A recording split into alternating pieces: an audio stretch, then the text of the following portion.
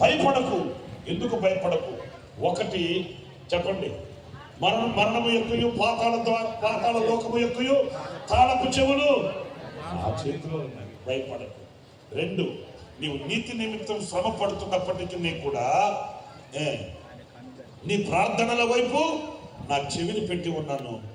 నీ మొర నేను వింటాను, నీ మొర నేను ఆలకిస్తాను. ఇప్పుడు ఒక మాట చెప్తాను, నా వైపు చూడండి.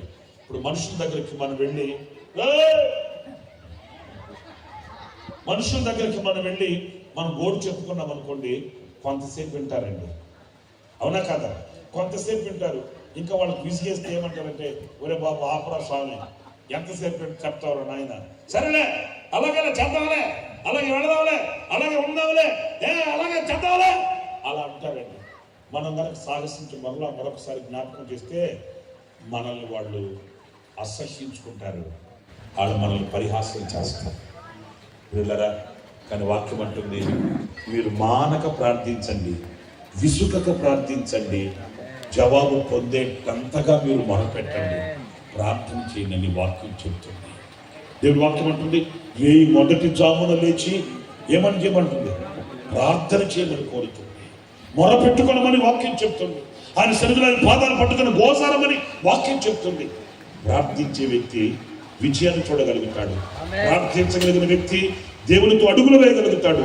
ప్రార్థించగలిగిన వ్యక్తి దేవుని కొరకై సాక్షిగా నిలబడగలుగుతాడు. అలాంటి గొప్ప కార్యాలు నా దేవుడు మీ ఎడల జరిగించును గాక. హల్లెలూయా, హల్లెలూయా.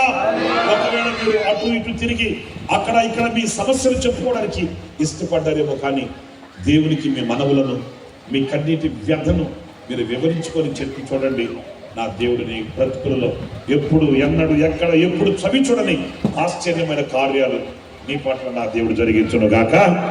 అందరు చెప్తాం ఆమేన్, ఆమేన్, ఆమేన్. రైట్. అలాగే తలలు పడుతుంది, ప్రార్థన చేస్తారు. అందరూ తలలు పడుతుంది.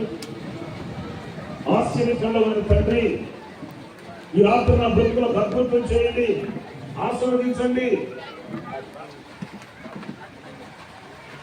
ఈ రాత్రి మీరు ప్రార్థన చేసుకోండి.